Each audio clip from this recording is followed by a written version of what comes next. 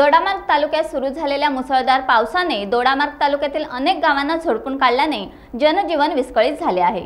नदी नाल्यांना मोठ्या प्रमाणात पाणी आले असून तालुक्यातील तिलारी आणि तेरवणमेढे धरणातून पाणी विसर्ग सुरू झालाय।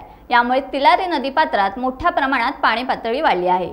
पाऊस जास्त पडला तर नदी धोक्याची पातळी गाठणार आहे, तेव्हा तिलारी नदीकाठच्या गावांनी आवश्यक खबरदारी घ्यावी असे आवाहन प्रशासनाने केले आहे।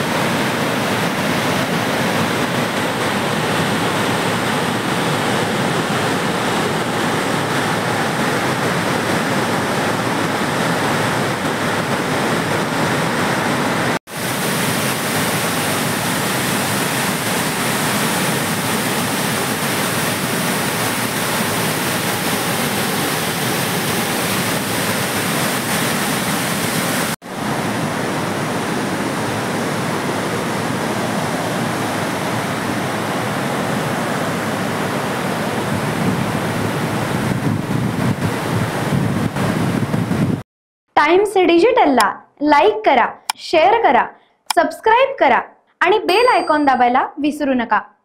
Times digital.